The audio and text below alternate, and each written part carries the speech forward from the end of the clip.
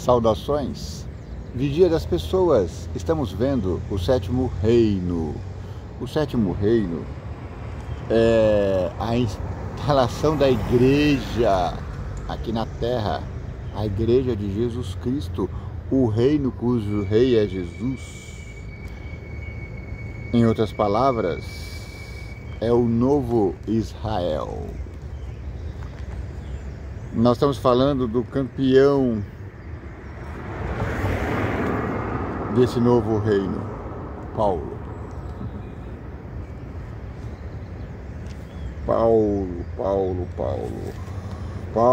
Paulo, por que me persegues? Mas quem é tu, Senhor? Eu sou Jesus, a quem tu persegues. O que queres que eu faça?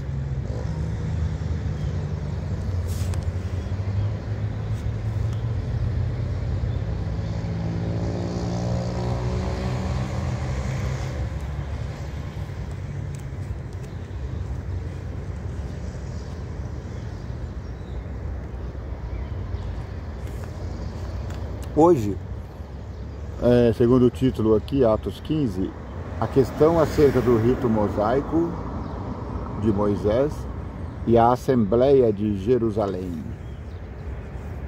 Isso aqui é chamado, entre os teólogos, o primeiro concílio da igreja. Vamos lembrar que o que é chamado concílio hoje se restringe à reunião da cúpula da Igreja Católica. Agora, essa ideia de concílio, ela remonta à igreja primitiva. Concílio era reuniões para dirimir as dúvidas no tocante à doutrina, e diferenciando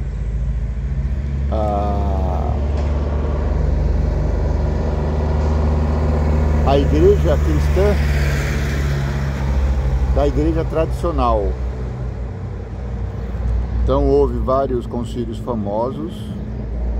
Agora o que eu lembro agora, acho que é o de Trento, no ano 300. Então esse concílio não era a reunião da cúpula da Igreja Católica, não. Porque naquela época, até o Papa de Roma, o bispo de Roma se tornar o bispo de toda a Igreja Católica, na época existia um bispo em cada região. Então eles faziam concílios para decidirem os assuntos importantes. Um dos assuntos que ficaram perpetuados a partir desses concílios é a consciência de que Jesus é divino e humano. Sim. Lembra do credo que a gente não reza, porque eu, como evangélico, não rezo. Mas a Igreja Católica ainda reza, que é o credo. Creio em Deus Pai Todo-Poderoso, Criador do céu e da terra. Creio em Jesus Cristo, seu único Filho e nosso Senhor. Aí depois tem a confissão, creio em Pai, creio no Deus Pai, creio em Deus Filho, creio no Deus Espírito Santo. Quando foi resolvidas essas questões, a Igreja de Roma ainda não era o bispo de Roma ainda não era o supremo da igreja. Isso aconteceu bem depois, ou nessa época, como Constantino saiu de Roma e fundou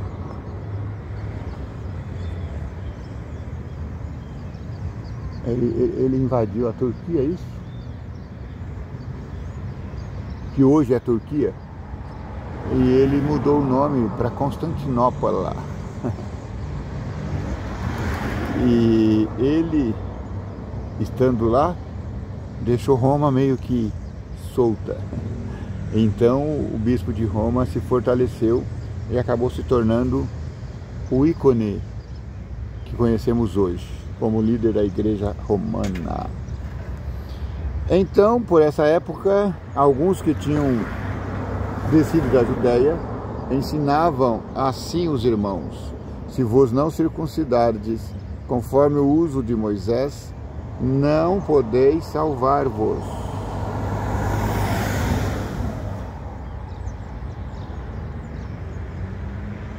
Desculpa. A igreja do Novo Israel tinha pessoas de todos os tipos, judeus e não judeus. Acontece que a ala dos judeus estava dizendo que os novos cristãos precisavam circuncidar-se, precisavam ser circuncidados. E aí houve aquela pendenga, aquela discussão. E aí se formou o primeiro concílio, que nós conhecemos hoje como o Concílio de Jerusalém. Vamos ver o que resolveu nesse concílio, o que ficou resolvido. Tendo tido Paulo e Barnabé não pequena discussão, Paulo e Barnabé discutiu, talvez tenha sido por isso, mas alguns dizem que o pivô da discussão fosse João Marcos, o autor do livro de Marcos. Tanto é que eles acabaram brigando sério nessa época. Então, eles tiveram discussão e contenda, e resolveu-se que Paulo e Barnabé e alguns dentre eles subissem a Jerusalém, aos apóstolos e aos anciãos, sobre aquela questão. Veja, essa questão aqui é a questão judeus e gentios, ritos judeus, judaicos e os novos ritos cristãos. E eles, sendo acompanhados pela igreja, passavam pela Fenícia e por Samaria, contando a conversão dos gentios, e davam grande alegria a todos os irmãos. E quando chegaram a Jerusalém, foram recebidos pela igreja e pelos apóstolos e anciãos, e lhes anunciaram quão grandes coisas Deus tinha feito com eles. Alguns, porém, da seita dos fariseus, os fariseus sempre querendo mandar. Enquanto os fariseus queriam mandar, os saduceus tinham as crenças exóticas. Alguns dos fariseus que tinham crido se levantaram dizendo que era mister circuncidá-los e mandar-lhes que guardassem a lei de Moisés. Congregaram-se, pois, os apóstolos e os anciãos para considerar estes assuntos: circuncisão e lei mosaica. Aqui os historiadores modernos, eles chamam circuncisão os ritos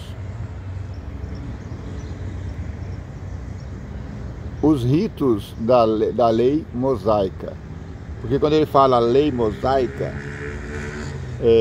a cristandade em geral acredita como a lei dos 10 mandamentos. Mas alguns cristãos modernos falam assim: peraí, os 10 mandamentos não é lei mosaica, os 10 mandamentos não é lei de Moisés. Os 10 mandamentos, eles são leis do próprio Deus, porque foi o próprio Deus que escreveu. Então, já para começar a conversa, a gente precisa diferenciar. Na verdade, o que estava em voga aqui era aqueles ritos. Tanto é, não consta que Jesus tenha transgredido a lei que alguns chamam de lei de Moisés, que na verdade é a lei de Deus. Não consta que ele tenha transgredido, não consta que Paulo tenha transgredido, não consta que os apóstolos tenham transgredido. Mas qual a lei que está em discussão aqui? Os ritos do ritual do santuário. como por exemplo a circuncisão, essa religiosidade em torno do templo. E hoje até mesmo a construção do templo poderia entrar nesse bojo. E eles, sendo acompanhados pela igreja, passavam pela Pelícia, por Samaria, e quando chegaram a Jerusalém, foram recebidos pela igreja. Alguns, porém, da seita dos fariseus, falavam que precisa seguir a lei de Moisés. Congregaram-se, pois, os apóstolos e os anciãos para considerar esse assunto.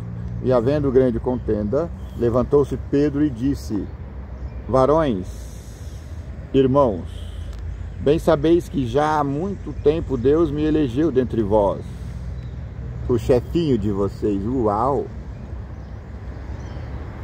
Para que os gentios ouvissem da minha boca a palavra do Evangelho e crescem. Ele disse: Deus me enviou aos gentios.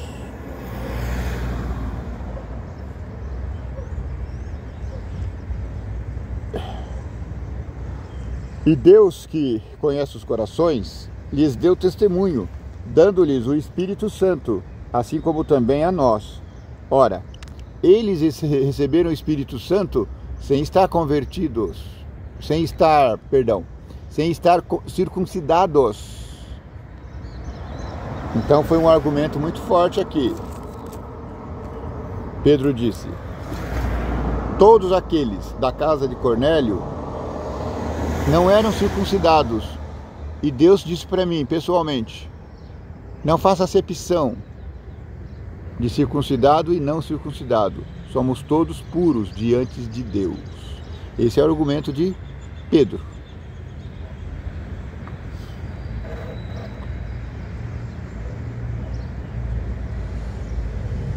E não fez diferença alguma entre eles e nós, purificando os seus corações pela fé. Agora, pois, por que tentais a Deus? Quando você traz esse assunto, se devemos ou não circuncidar os neófitos, os novos conversos, você está tentando a Deus. Para com isso, esquece isso.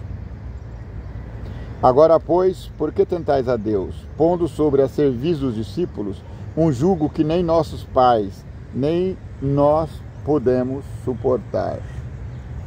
Este jugo que nem os judeus podiam suportar era a exação da lei, a exacerbação da lei. Então eles colocavam sobre os 10 mandamentos, a lei de Deus, outras leis, com o pretexto de se cumprir a vontade de Deus. Mas cremos que seremos salvos. Aí agora vai entrar aqui, viu? Esquece tudo isso. Não há circuncisão. Nós vamos ser salvos não pela circuncisão, mas pela graça do Senhor Jesus. Então toda a multidão se calou e escutava a Barnabé e a Paulo, que contavam com grandes sinais e prodígios Deus havia feito por meio deles entre os gentios. A dúvida que fica aqui, eu acho que essa dúvida ela pode ser sincera, é se os gentios, porque está claro que eles não circuncidavam, mas o crente sincero vai perguntar assim: será que eles cumpriam as leis dos 10 mandamentos, que alguns aqui chamam de lei de Moisés? Eu acho que essa pergunta precisa ser respondida no seu coração sinceramente. E se a resposta for sim, será que eles guardavam a lei dos 10 mandamentos? Você também deve guardar.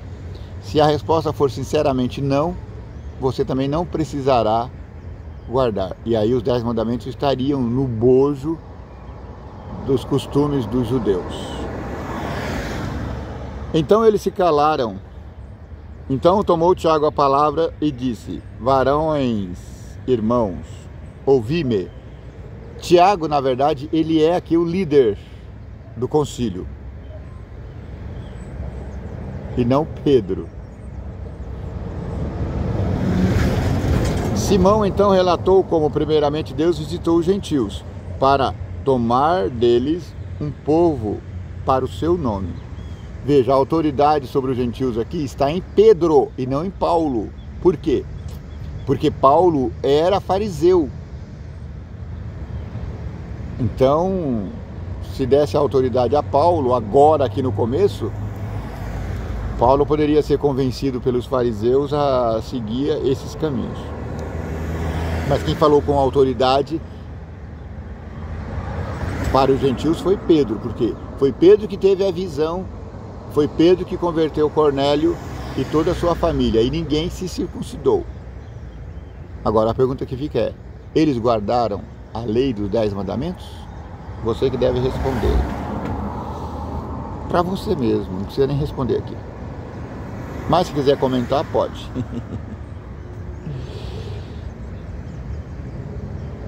Então Tiago tomou a palavra e disse: Simão relatou como primeiramente Deus visitou os gentios para tomar deles um povo para o seu nome.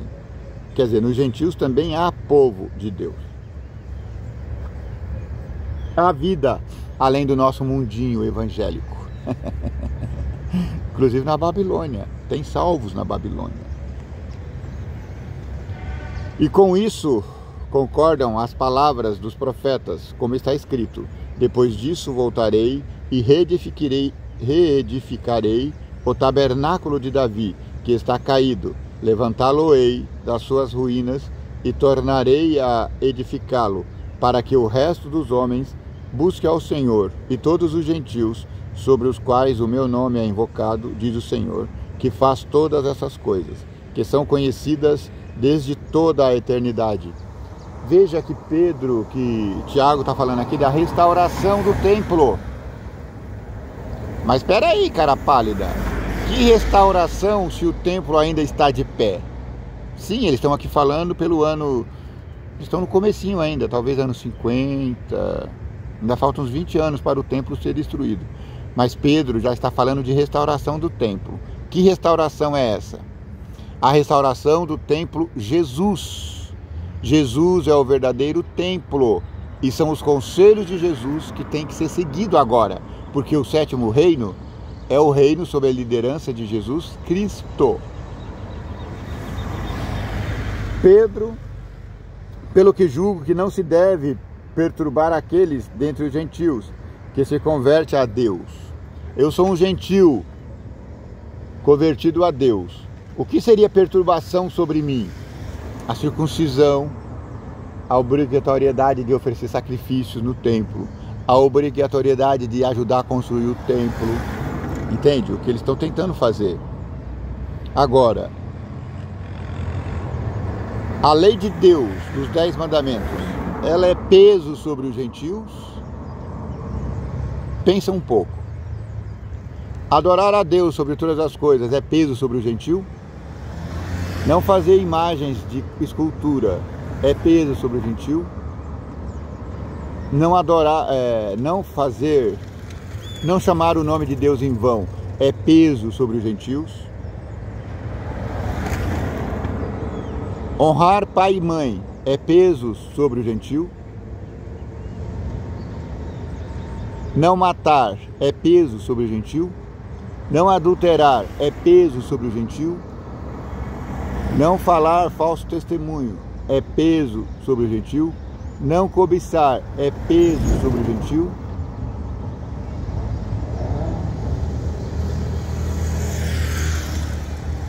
Não idolatrar é peso sobre o gentil? Você está entendendo? Agora a última pergunta que parece que eu esqueci. Guardar o sábado é peso sobre o gentil? E agora permita-me dar essa resposta com toda a sinceridade do meu coração. Não, guardar o sábado não é peso para mim, porque eu já tenho feito isso desde a minha mocidade.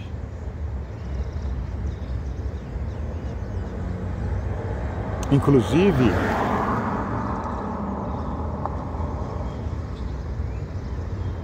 para aqueles que acham que que isso é peso sobre os gentios, então agora eu vou falar do mesmo jeito.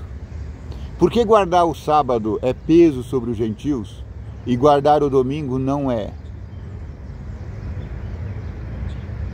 Porque você respondeu não a todas as outras perguntas. Guardar a lei de Deus não é peso sobre nós. Mas de algum modo guardar o sábado se tornou peso. Aí eu pergunto para a igreja de Roma, por que guardar o sábado é peso sobre o gentio e guardar o domingo não é? Veja, os papas estão falando sobre isso. As últimas cartas, as últimas encíclicas papais estão falando sobre isso. E ele fala declaradamente, o domingo é o sábado de Deus. Então, se o sábado é peso sobre o gentio, o domingo também deve ser. Então isso aí é só para você pensar, entendeu? E compreender que o cerne da questão aqui não é a guarda dos 10 mandamentos, e sim os rituais judaicos, como circuncisão, aqueles rituais da Páscoa, rituais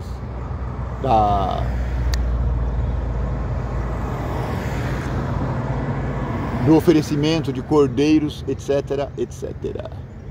Ok?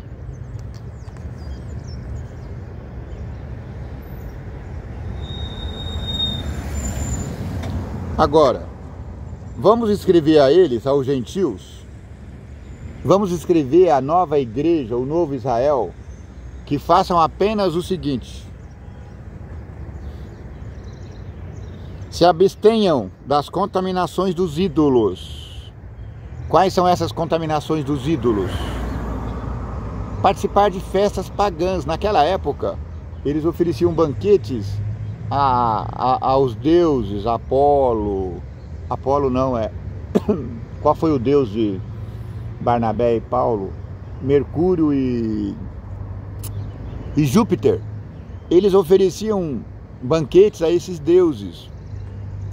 Eles ofereciam banquetes à deusa Diana, lembra? Salve a grande Diana de Éfeso. Então os apóstolos acharam por bem falar: fujam disso. Também fujam da prostituição.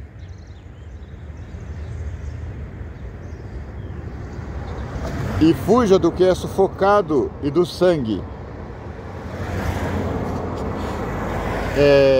Trocando em miúdos aqui, o que é sufocado e do sangue. Não comam sangue. Não se alimente de sangue. Tem até uma religião hoje que fala que não pode tomar sangue na veia. Mas tomar sangue na veia não é comer.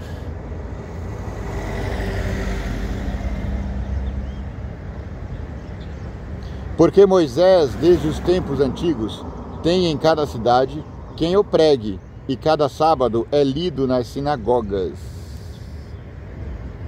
Então pareceu bem aos apóstolos e aos anciãos, que com toda a igreja, eleger varões dentre eles e enviá-los com Paulo e Barnabé a Antioquia, a saber, Judas, chamado Barsabás, e Silas, varões distintos entre os irmãos.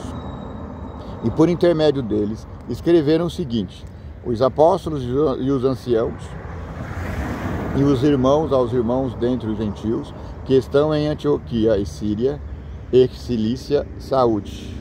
Porquanto ouvimos que alguns que saíram dentre nós vos perturbaram com palavras e transtornaram as vossas almas, não lhes tendes nós dado mandamento. Pareceu-nos bem, reunidos concordemente, eleger alguns varões e enviá-los com os nossos amados Barnabé e Paulo, homens que já expuseram as suas vidas pelo nome de nosso Senhor Jesus Cristo. Enviamos, portanto, Judas e Silas, os quais da boca vos anunciarão também o mesmo que nós escrevemos aqui. Na verdade, pareceu bem ao Espírito Santo e a nós não vos impor mais encargo algum, senão estas coisas necessárias. Dos rituais dos judeus, a gente vai colocar só essa carga sobre vós, que vos abstenhais das coisas sacrificadas aos ídolos, e do sangue, da carne sufocada e da fornicação, das quais coisas fazeis bem se vos guardar-vos, bem vos será. Tendo-se eles então despedido, partiram para Antioquia e, ajuntando a multidão, entregaram a carta para eles. E quando leram, os gentios alegraram-se pela exortação. Depois Judas e Silas, que também eram profetas, exortaram e confirmaram os irmãos com muitas palavras. E detendo-se ali algum tempo, os irmãos os deixaram voltar em paz para os apóstolos. Mas pareceu bem a Silas ficar ali.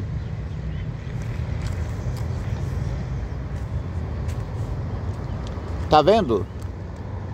A pendenga acabou assim. Nós acreditamos que esses rituais dos judeus não precisam ser colocados sobre vocês. Por ora, vocês vão apenas, além do que já é pregado todo sábado. Sim, porque Paulo, Barnabé, Pedro estavam pregando nas sinagogas. E os gentios acorriam às sinagogas para a palavra.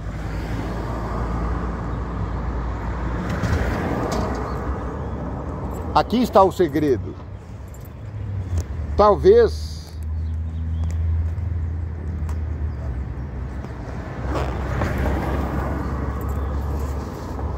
Paulo esteja dizendo: vocês não estão indo à sinagoga todos os sábados? Ótimo, continue.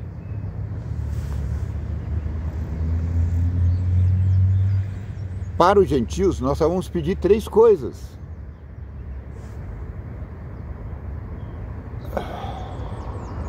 Não comam alimentos dedicados aos ídolos. Não pratique fornicação, prostituição. E não comam sangue. Só isso. E mais tarde a gente percebeu que o apóstolo Paulo, falando, não sei se aos Coríntios, ele fala: quem é crente fraco, continue não comendo carnes dedicadas aos ídolos. Quem seriam aqueles crentes fracos? Eram aqueles que iam ao açougue e perguntavam: essa carne foi sacrificada aos ídolos? Quer dizer, Paulo não está dizendo que eles poderiam voltar às festas pagãs. Mas o que ele está dizendo é que, vamos supor que o pagão oferecesse um banquete lá de 1 semana. Sobrou muita carne. E aí eles colocavam no mercado para vender. E Paulo disse: comei tudo que tiver no mercado e não fique perguntando. Entendeu? Ou seja, não é o fato da carne ter sido oferecida aos ídolos que a tornava impura, mas sim o próprio ato de adoração. Por exemplo, não tinha Santa Ceia? Essa é a refeição em adoração ao Senhor do céu. A adoração feita nos templos pagãos era similar com essa adoração feita na Santa Ceia. Entendeu? Por isso que eles foram aconselhados a abandonar isso. Mas nada de ficar perguntando, quando se for comprar no açougue, essa carne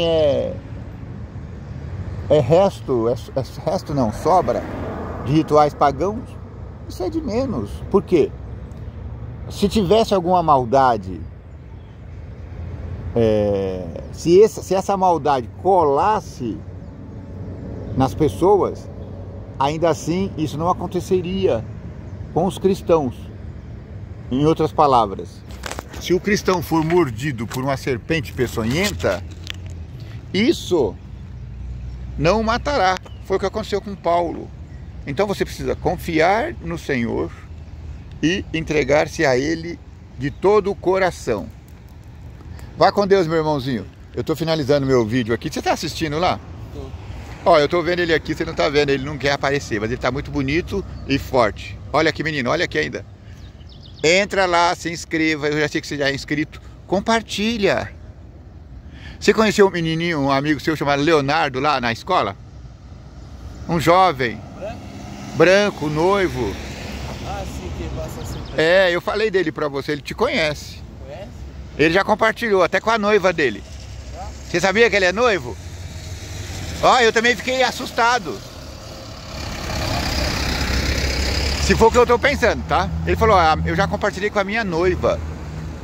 Então, Léo, um abraço, viu? O David tá indo aí, vai te dar um abraço também. Bye, bye, David. Então é assim. Eu tô concluindo aqui o vídeo. Olha lá, tá lá o meu amigo Davi, tá indo lá atrás. Ele é tímido, não gosta de aparecer. Mas é um menino valioso, estuda, e à tarde ele ajuda a mãe, a família. Então é um exemplo de jovem cristão. Então é isso. Muito obrigado porque você esteve até agora conosco. Esse assunto aqui, ele é polêmico, né? Até hoje os estudiosos ainda continuam debruçados nessas questões. E é isso. Que sigamos a nossa vida da melhor forma que conseguirmos, usando de total sinceridade com Deus, o Criador do céu e da terra. Que o vigia das pessoas te abençoe e te guarde. Que o vigia das pessoas tenha misericórdia de ti. Que o vigia das pessoas faça resplandecer o teu rosto sobre ti. Que o vigia das pessoas te dê paz.